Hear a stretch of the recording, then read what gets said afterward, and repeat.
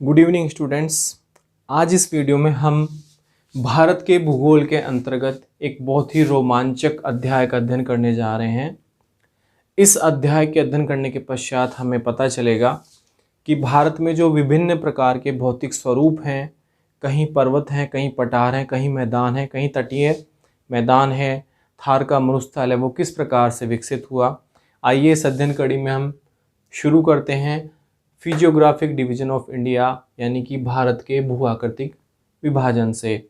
सबसे पहले हमें ये पता होना चाहिए फिजियोग्राफी क्या है। तो देखिए, फिजियोग्राफी पृथ्वी की सतह के वर्तमान उच्चावच प्रतिरूप का अध्ययन है। ध्यान दीजिए, यहाँ पर वर्तमान उच्चावच प्रतिरूप, पास्ट के नहीं, वर्तमान उच्चावच प्रतिरूप का अध्ययन करना है। तो physiography is the branch of geography which studies the present relief features of earth surface। present relief features of earth surface यानी कि पृथ्वी की सतह के वर्तमान उच्चावच प्रतिरूप का अध्ययन करने वाली भूगोल की शाखा है। तो देखिए, उच्चावच क्या होता है।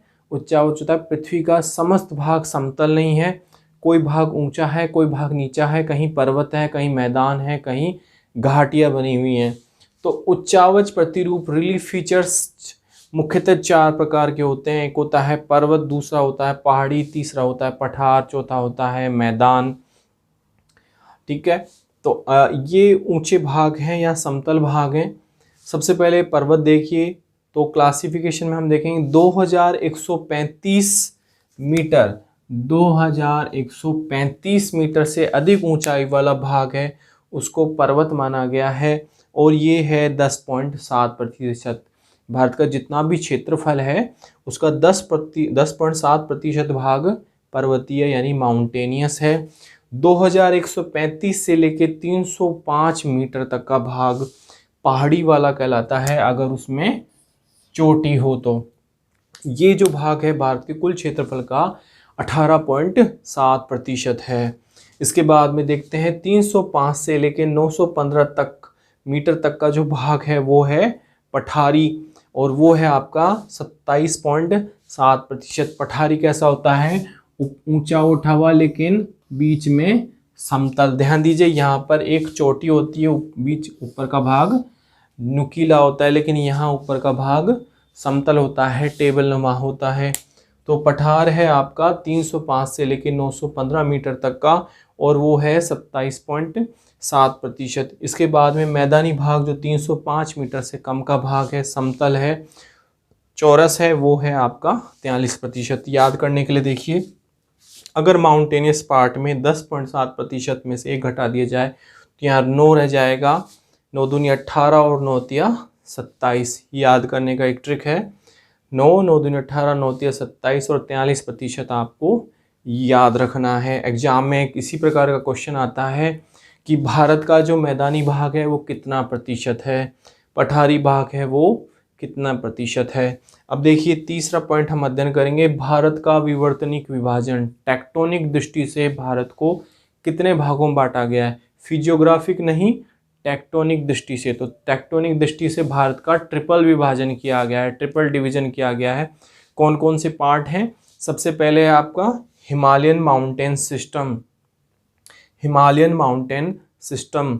सेकंड है आपका सिंधु गंगा का मैदान, सेकंड इंडो गंगेटिक प्लेन।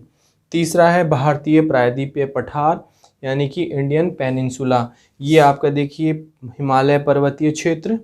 दूसरा सिंधु गंगा का मैदान, और तीसरा प्रायद्वीपीय पठार इंडियन पेनिनसुला। तो भारत का विवर्तनी की दृष्टि से 3 विभाजन किया गया है, ध्यान रखिएगा।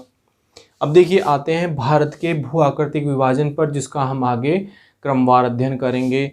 भू आकृति मैंने आपको बताया था कि पृथ्वी की सतह का वर्तमान उच्चावच प्रतिरूप।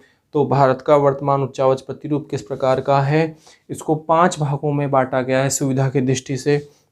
तो सबसे पहला है द हिमालयन माउंटेन्स यानी हिमालय पर्वत श्रृंखला। दूसरा है the great plain of north India यानी उत्तरी भारत का विशाल मैदान।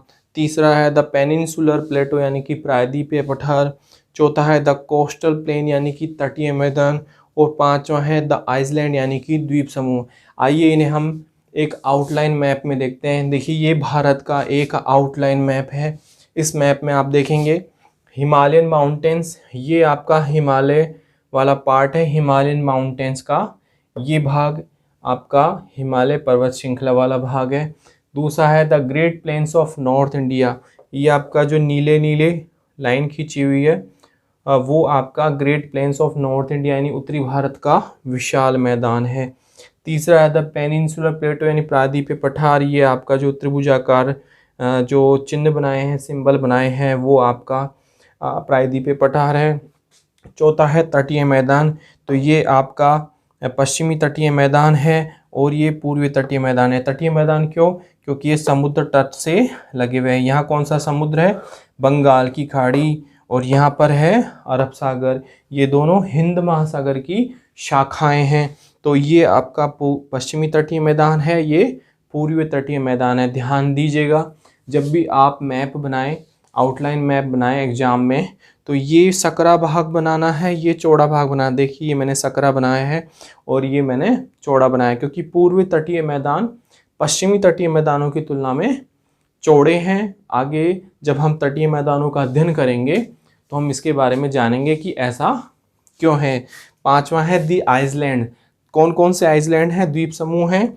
देखिए अरब सागर में है आपका लक्षद्वीप समूह, और आपके बंगाल की खाड़ी या हिंद महासागर में है आपका अंडमान निकोबार द्वीप समूह। इस प्रकार से भारत को 5 भूआकृतिक प्रदेशों यानी फिजियोग्राफिक डिविजन्स में विभाजित किया गया है। देखिए जब भी आप अगर ज्योग्राफी के स्टूडेंट्स हैं आप, और अगर आप मेंस दे रहे हैं, तो इनको आप इस प्रकार से सिंबॉलिक मेथड से प्रदर्शित करेंगे और एक टेबल बनाएंगे। जैसे कि मैंने हिमालयन माउंटेन सिस्टम को इस प्रकार से लिखा है, तो यहाँ पर आप लिखेंगे दी हिमालयन माउंटेन सिस्टम, ठीक है। इसी प्रकार the great plain of north India को मैंने इस प्रकार से प्रदर्शित किया है, तो the great plain of north India पूरा लिखेंगे आप इस तरीके से। तो आप अगर ज्योग्राफी के स्टूडेंट हैं तो आपको टेबल बनाना ज़रूरी है, कंपलसरी है। इस प्रकार से हमने देखा कि भारत को फिजियोग्राफी क्या है, उच्चावच प्रतिरूप क्या है, भारत का विवर्तनिक विभाजन 3 विवर्तनिक विभाजन है, और चौथा आपने देखा कि भारत का भू आकृतिक विभाजन जो कि 5 भू आकृतिक प्रदेशों में बांटा गया है। अब हम इनका क्रमवार अध्ययन करेंगे। सबसे पहले हम पढ़ेंगे द हिमालयन माउंटेन सिस्टम के बारे में। जैसा कि हम देख रहे थे, भारत को 5 भूआकृतिक प्रदेशों में विभाजित किया गया था। सबसे पहला भूआकृतिक प्रदेश था द हिमालयन माउंटेन सिस्टम। हम सबसे पहले द हिमालयन माउंटेन सिस्टम का अध्ययन कर रहे हैं। सबसे पहले हम लेते हैं इसका परिचय। तो ये यंगेस्ट और loftiest mountain chains of the world है, यानी कि विश्व की सबसे नवीन और सबसे ऊंची पर्वत श्रृंखला है ये। दूसरा देखते हैं इसकी जो लंबाई है, जो इसका सेंट्रल एक्सिस है आपका ग्रेट हिमालय में, मुख्य हिमालय का जो सेंट्रल एक्सिस है उसका विस्तार कहाँ से है, वो है आपका सिंधु नदी के गॉर्ज से लेके और ब्रह्मपुत्र नदी के गॉर्ज तक। तो ये आपका जो सिंधु नदी है इसका गॉर्ज से लेके और ब्रह्मपुत्र नदी के गॉर्ज तक इसकी जो लंबाई है वो 2400 किलोमीटर है। देखिए गॉर्ज और कैनाइन दो क्या होते हैं। देखिए नदी द्वारा जो निर्मित घाटी होती है वो होती है वी शेप वैली, और वी शेप वैली अगर चौड़ी हो जाती है तो गॉर्ज और कैनाइन 2 भागों में इसको बांटा जा सकता है।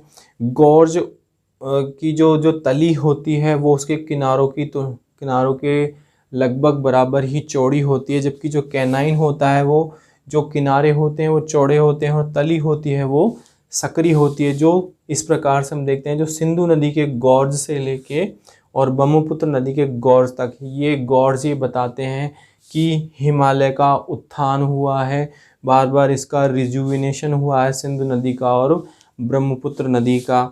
गॉर्ज नवीनीकृत रिजुविनेटेड जो नदियां होती हैं उनकी निशानियां होती हैं। तीसरा है आपका जो इसकी विड्थ है, जो इसकी चौड़ाई है वो कितनी है। इसकी चौड़ाई 500 से लेके 200 किलोमीटर है। 500 किलोमीटर इसकी कश्मीर में है और 200 किलोमीटर इसकी अरुणाचल प्रदेश में है। आगे देखते हैं इसका जो क्षेत्रफल क्या है। उसका क्षेत्रफल है लगभग 5 लाख स्क्वायर किलोमीटर, 5 लाख वर्ग किलोमीटर का क्षेत्रफल है। अब देखिए पामीर का पठार, ये आप देख रहे हैं इसमें, ये पामीर का पठार है। ये यहाँ से कुल्लून निकला हुआ है, यहाँ से हिंदू कुश निकला हुआ है, इसलिए इसको यहाँ पर सेंट्रल एक्सिस यानी कि जो मध्य एशिया की जो पर्वत श्रेणियाँ हैं वो यहाँ पर हैं। तो ये हिमालय और मध्य एशिया की पर्वत श्रृंखलाओं के मध्य एक कनेक्टिंग पॉइंट का काम करता है, संयोजक कड़ी का काम करता है। इस वजह से इसको रूफ ऑफ द वर्ल्ड यानी कि विश्व की छत भी कहा जाता है।